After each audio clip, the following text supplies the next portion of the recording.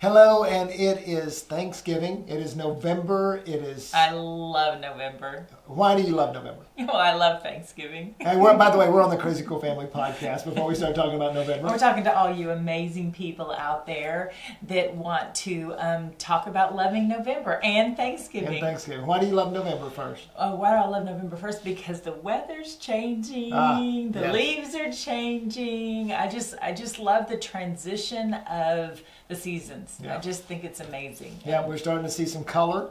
And the leaves and the trees. And I love it because it's actually the color of dying, which I think is really cool that God made the leaves turn colors as they die, so it's not so sad. There you go. Yeah, well, I love Thanksgiving because. And why?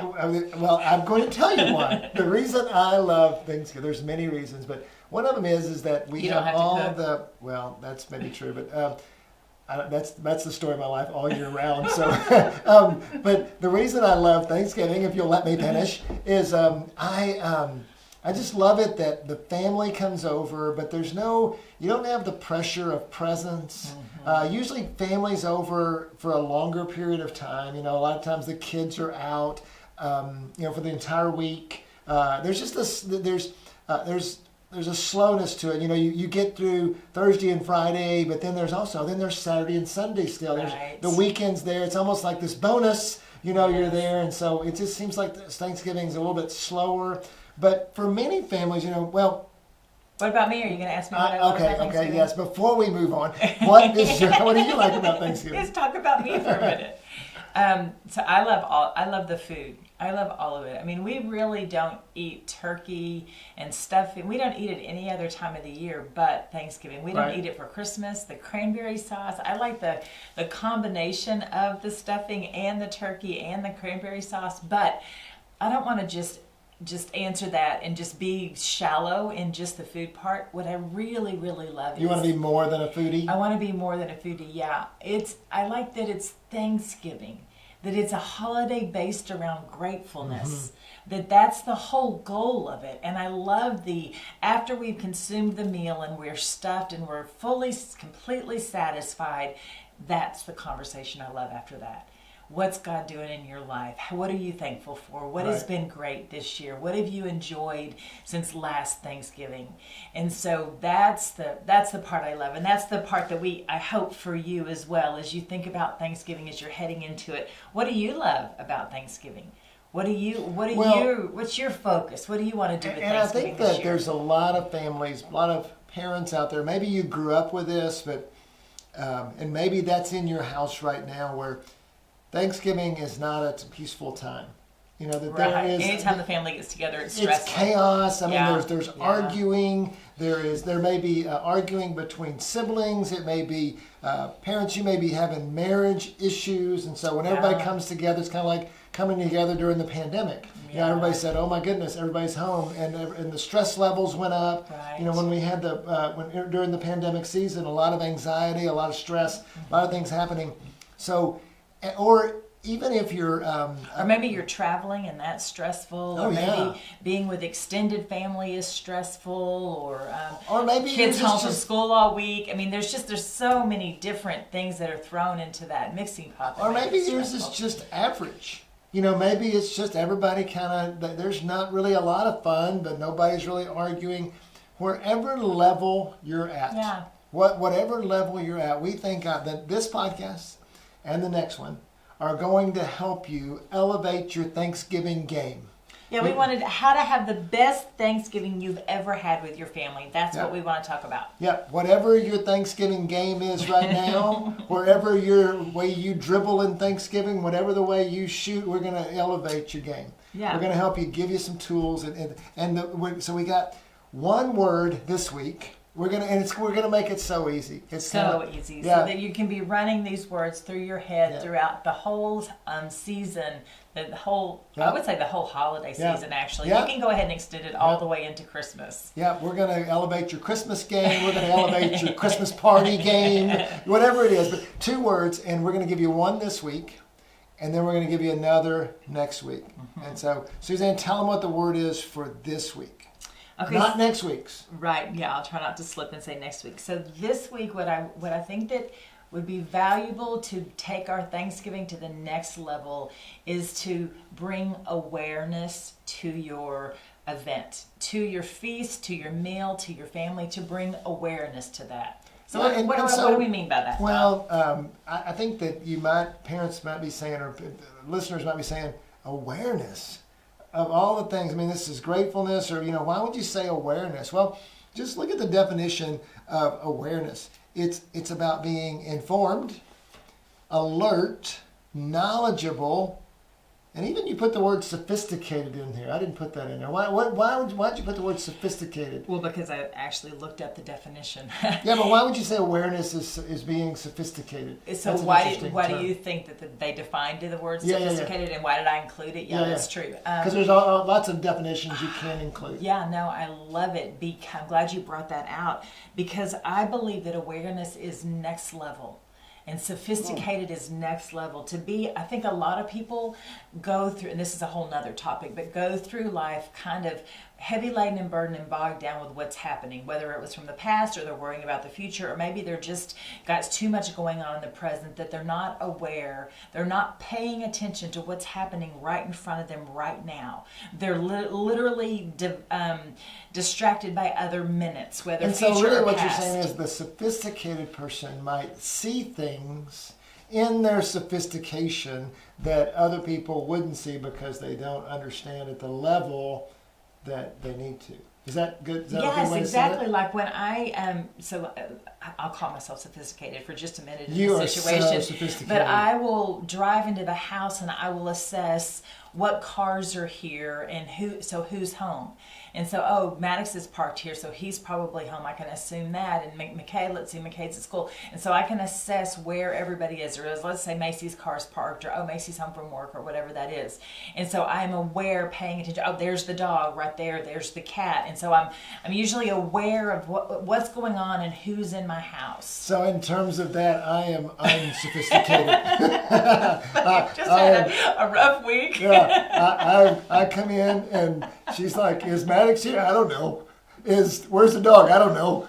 Well, and then the last few days he's like, "Where are you?" I'm in the bedroom right next to our bedroom. She hides like, in the house. "Well, what are you doing in there?" "I don't think about you being in there." Yeah, I just walked right past because that's not where she's supposed to be. It's like the guest bedroom. She's not a guest. She's a regular person. I have a desk set up in there. But what's so funny is that if you were to walk by a room, you would sense somebody was in there. So therefore you would look and go, "Oh, there's somebody in there." But Don is very focused. I am unsophisticated is what I am. I am in that word. But so how do we take this? I love this. How do we take this awareness, this higher level, this sophistication, and apply it to the event of Thanksgiving? Well, and I think there's another, I want to flip it before we go to that, because there's another part of awareness, I think, that some people that notice everything, it makes them annoyed.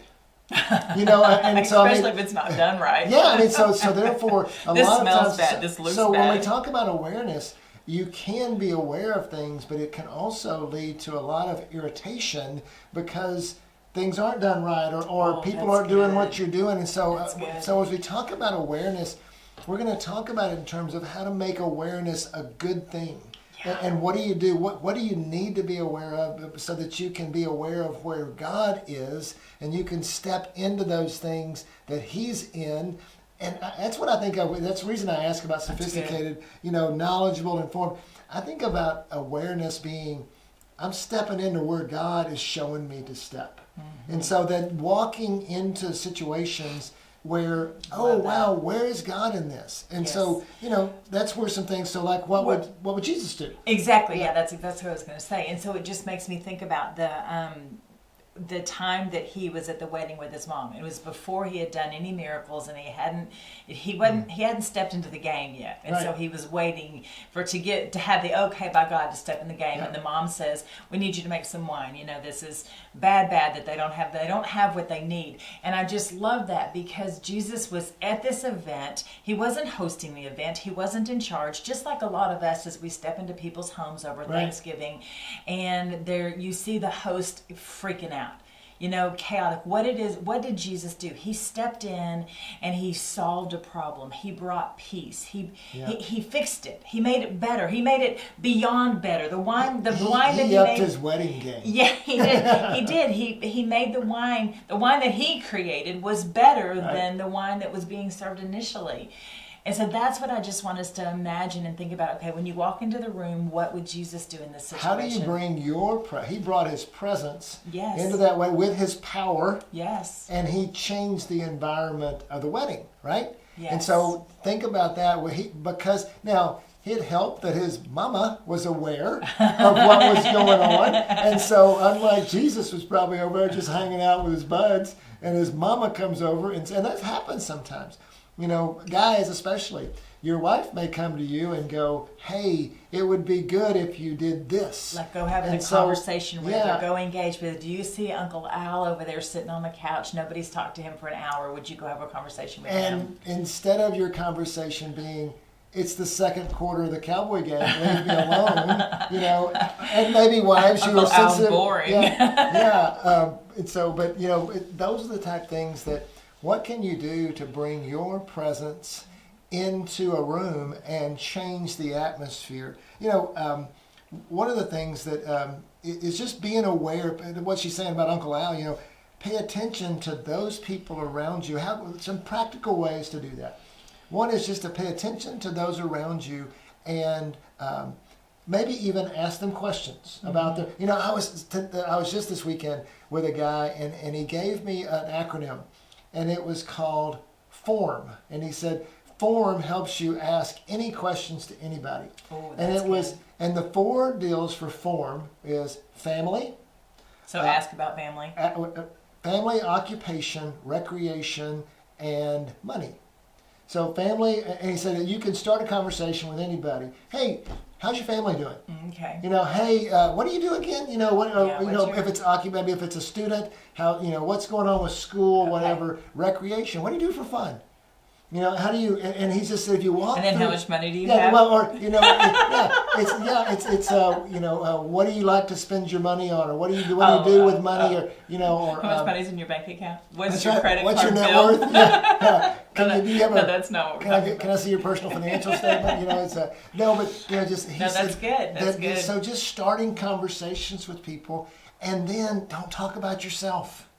Oh. Talk about them and ask questions about them. I mean, maybe what if your goal would be that when you have a conversation with somebody, that they would be thrilled with the conversation, but they really don't know a lot about you, because you have talked about them. And you get into all these situations in family. You may see a kid coming home from college, right? Or you may see, or maybe your in-laws or whatever. And it's amazing what happens when you just get people talking about themselves.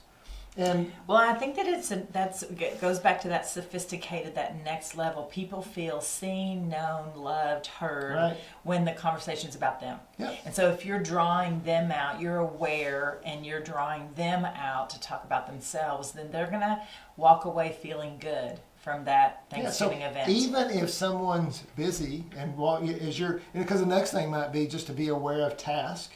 Help. And just come in and do things. But as you're doing it, engage with people, and talk to them and say, as you're in the kitchen, hey, how's your life? Or, what's going on? Tell me about your, asking parents about their kids, or whatever that conversation's going to be. Yeah, so that goes to helping. Like, that was the next thing that you talked about. That is one of my favorite things, that when the daughters and the son-in-laws come into the house and they see the trash is overflowing, so they take it out, or they go, some of them call me Mrs. Manning, some of them call me Suze, hey, can I do that part? Can I finish that? And hey, Mom, can I do the salad?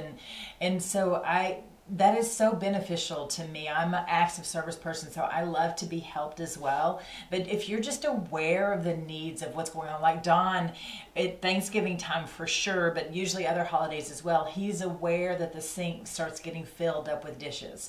And so he just kind of slowly goes over there and washes a dish or two, or loads the dishwasher, and just makes it happen. Doesn't even, say, okay, I'm doing the dishes now, it just makes it happen. And so that's a beautiful place to serve and to love and to be aware of the situation. Just so often, I think in holidays, we think it's time for us to relax. And there is times to relax, and that's good. But also, what if you're a little bit more intentional with your time? Maybe, so often we stay up too late, and we are tired, yes, and we're so grouchy. overcoming some things. But remember, you only get these holidays are precious. They really are, and you will, you want to look. It's like vacations. You don't want to go into a vacation tired and grouchy and not being intentional, because you look back on the vacation and you go, well, all we did was fight. We didn't really enjoy time together. Or you look back on a vacation and you go, that was cool. We hung out together. We had a great car trip together, whatever. Let's make our holidays like that too. And we do that by being intentional. We get up and we say, okay, what is it? I'm aware. I'm going to see what's going on. And, maybe it's playing with the 3-year-old. Right. See what's happening. Or it's, hey, let's be the fun dad. Be the fun mom. I mean, you've got a choice. You can either be grouchy dad or you can be fun dad. And what do you want your kids to remember about Thanksgiving? Do you want them to remember grouchy dad? Dad was always on us and we never could do anything right. Do you want to remember mom that just was always stressed out to the hilt about all the food and everything that had to be done? Burning the bread, the pie, and all the things. How do you want to be? Now, that's one of the things about being intentional is, how do you want to be remembered? Not only next week after Thanksgiving, but those kind of memories last year's. No pressure. Right, exactly. Well, and I just want to maybe give an idea. So is that morning before your feet hit the ground on Thanksgiving Day, just say, okay, God, this day's for you. I give it to you. I want to glorify you in everything I say and everything I do, with whoever I talk to, with any of my actions. I want to bring glory to you. So will you show me, open my eyes to where I can serve others best or love you best by serving others. Jesus said, I'm sorry. And I was just going to say, and God's faithful, and He's going to answer that. He's going to do that, and you're going to have the best day. It's going to be so much fun being God's hands and feet. Yeah, Jesus said in John, He said, peace I give you. My peace I leave with you. So peace comes from God. And so when you ask God that morning, in all the chaos that's going to happen, in all the things, it's a different routine, everything's happening. Okay, God, I need your peace. Yes. And then you can then give peace. You got to have it before. So even though you wake up, you went to bed at 2 because you watched that movie, and that's good too, and then you wake up, and it's maybe very simple to say, God, I need your peace today. I need your insight, your vision to be able to be aware of things going on, so I can bring your peace and your love into the situation. So it just goes back to even the wedding that Jesus, when He provided the wine, He brought peace. And so that's what we get to do. Because they all passed out because they were drunk. So bring wine. That's the bottom line. Whatever you do. No. So what we're just saying is how to have the best Thanksgiving with your family that you've ever had before is when you walk in with awareness and you have a peaceful spirit about you, then you're going to change the atmosphere. Yeah, but in order to really have the best Thanksgiving, you have to have the second word that we're going to give next week. All right, definitely. Because you only got half of the deal, so you're able to have a halfway good Thanksgiving. But next week we're going to give you the other word, and it's going to make your Thanksgiving game complete. So we'll be wanting you to come back for that next week. And in the meantime, we want you to have a really blessed November and really blessed holiday season, really blessed Thanksgiving. And we want you to be filled with God's peace as you go through it. And so, in the meantime, go be crazy parents, crazycoolfamily.com.